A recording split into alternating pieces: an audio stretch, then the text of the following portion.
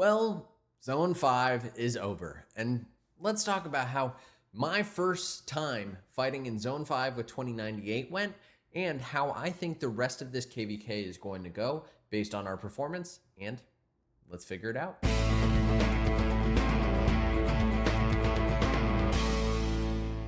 What is up, ladies and gentlemen? Welcome back to another Rise of Kingdoms gameplay episode from your very own Shappy Gaming. And today, we are talking about Zone 5 in our KVK. Now, Zone 5 really only lasted around 24 hours, maybe a little bit more than that if you count it, but it was a good fight. I would say, for me, this was a really exciting zone. It's my first time fighting non-Imperiums or non-really high seed A kingdoms, and for that, I'm very grateful. It was spectacular. It was a lot of fun. I had a blast. And one thing that really astounded me was the fact that kingdoms actually had downtimes again. What? Crazy to think about, right? But I was actually really surprised by it. So how did things actually go? Well, you can tell by this message right here. We're pulling out of Zone 5. That's not to say that we didn't do a pretty good job. So Zone 5 was a mess when the zone opened. I got to be completely honest, it was a mess. We had this really cool strategy that actually worked out fairly well where we were going to fort drop and then follow it up with flags and then remove the forts and drop more flags. That did fairly well. But the bigger problem was we did not get any forts down over by this sanctuary from the get-go. It was not happening. We had one fort that got knocked down rapidly, which was kind of a problem. And so they immediately got a really good foothold here. The other problem was that, let's be honest, guys, if you look at the map, the sanctuary is way closer to them, which is a little annoying, but that's how the map works and is what it is. So we didn't get the sanctuary this time around. That's kind of a bummer. Now, what we did get was we did get the Minamoto Bastion, and that's really the most important thing in this zone. This Bastion will give you a 10% chance to increase the target's damage received by up to 30% if you have Minamoto maxed. Isn't that nice? That's a great job that Lilith managed to get it in there. Now, there is a Cao Cao Bastion here that we were not able to get. That's a little bit of a bummer. That gives you 10% march speed and up to 30% attack, which is a pretty good skill. I'm going to be honest. That is a pretty good skill, but you know what? It didn't work out for us, and that's okay. So what did I did? I skill reset my Minamoto to get it to a better spot. I don't have max Mina. You guys think I'm a whale? And I've been investing in this, trying to get it unlocked before we lose our fort there. Now, we had a really good position last night, so let me walk you through it. We had this fort here, blocking this line. We had WoW fort right where it is. We had another fort right over blocking this jump here. And then we had another one that was up here, or a couple more that were up here. So we had a pretty good fort line. In fact, let me pull up a picture and show you. So this was actually what the fort line was when I went to bed. And you can see we had a pretty good foothold here. There was a little bit of craziness in that some of the alliances we didn't have all online R4s at all times, but in this kind of KVK, I would expect that some kingdoms would have downtimes, which candidly I'm kind of grateful for. Now, I had a pretty good time this zone. Let's actually jump into game and I can show you what my stats were for the zone and where my tech is, because I am using the new crystal tech, which if you haven't used it yet, you probably want to pay attention because we're 40 days in. So, you want to keep that in mind. We're 40 days out from being over. Past glory is still in effect here. And let's look at my stats. So I was ranked 353. I was a little bit higher up during a lot of the fighting, but that's where I am with 27 million points. It's not great. To be honest, I had a lot of real world work during both days of this Zone 5, which candidly is probably why I shouldn't be in an Imperium Kingdom. But that actually netted out to just over 10 million kills in this zone, which I think is pretty good for a Zone 5. I think that's pretty good. Assuming that I managed to be on for past 7 and that whole fight that happens then, and Kingsland, and then whatever little skirmishes after, I think I'll hit the 30 million kills mark, which is really all I was shooting for this KVK. And it's worth calling out, like, this is not an S tier KVK yet, and maybe it will get there. I don't think it'll be S plus, but maybe it'll be S tier. So all I really need is to hit that 20 million kill marker and obviously go for 30. But in order to maximize my rewards, it's going to be the 20 million kills. That's the important part. So overall, I feel pretty good about this KVK so far. My deads, we used mostly farms, and that worked out really well. We also have Zenith right on the horizon, so I'm hoping to train up a ton of troops and then kill them all. Now, one thing I did run into was a troop shortage of the troops that I would want to use. So here's the troops that I have. Now, if you guys know anything about the new crystal tech, you know that that means that you can run a lot more troops. Well, the issue I was running into is with the number of troops that I have here, I really needed to have more like 800k T5 of cavalry and infantry, and then about 400k T5 of archers. So I was running mixed marches pretty much the entire time. I would have like one full march, one mixed march. I'm sure that's going to skew my commander numbers a fair bit. I feel like my marches were trading mostly positive. We'll see as we get through it. QSH was an absolute beast as usual, but this was something that just it irked me a little bit as I was going through, because I knew I was hurting myself by not sending out more T5 with every march. So just something to keep in mind. Now let's look at my tech, because I actually felt pretty good about it. I bought all of the pop-ups, but I did not buy the Crystal Quest yet. Hopefully if someone wants to drop a super thanks or give a donation during a stream, they can fund this, but I have not bought that yet. And here's my tech. So I went through, I followed my own guide. If you guys haven't seen it, check the link on the top right. But I went through, I maxed my march speed on archers and infantry, skipped cavalry because cavalry don't need it. Then I went through max cultural exchange. Always recommend doing that, max cutting corners. And then pro tip, don't try and get to health in zone 5. It's not going to be worth it. You're not going to be able to get to it. I made a whole call out in my Crystal Quest video. So what I would say to do is get your 2 primary unit types as far as you can reasonably, and then try and bring up your other unit as you choose to. Obviously, I haven't done anything with Siege, and I skipped March speed on Cavalry because I don't need it right now.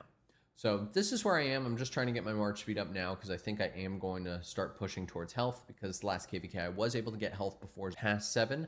So I'd like to get that unlocked and make sure I'm setting myself up for success there. But overall, this tech has been pretty good. So I don't have a lot of complaints, but let's actually look at the stats to see how we did this zone, right? That's the important part. How did we do? And what does this mean for the rest of KVK? So big shout out to Hero Scrolls. Hero Scrolls did have the stats for this. They give creators unlimited access to their platform. So shout out to that team over at Hero Scrolls. You guys are the absolute best. So here's what I got for you. If we look at Hero Scrolls, we have the stats up right now. You can see that the kingdom with the largest power loss was 1029. These guys are absolute animals. Just absolute animals. I don't know what more to say. Lambo, Nugget, Oppo, you guys are just insane. So really props to them there. And then Wind had a really good fight. And I'll show you the map so you can see where Wind is shaken out. They're still kind of going, I think. So Wind's had a really good fight.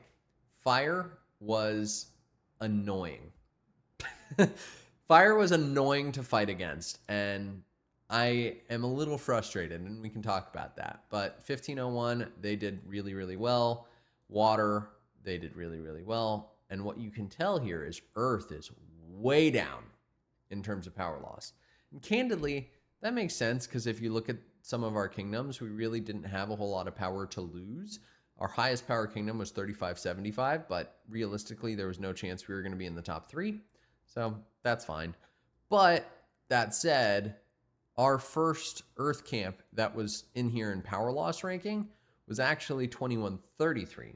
So we got a lot more power to go, and that's a good thing, right? I think we were trying to make fire, water, and really go out there. I'm a little bummed to see Wind on here, because the goal here is to Make sure that water and fire use up all of their troops and all of their resources in Zone 5. So come Zone 6 and then Kingsland, we can have a big showdown in which we win, hopefully.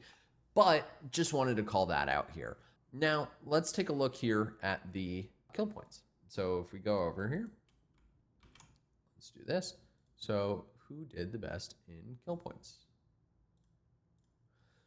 So our winner for kill points was also 1029.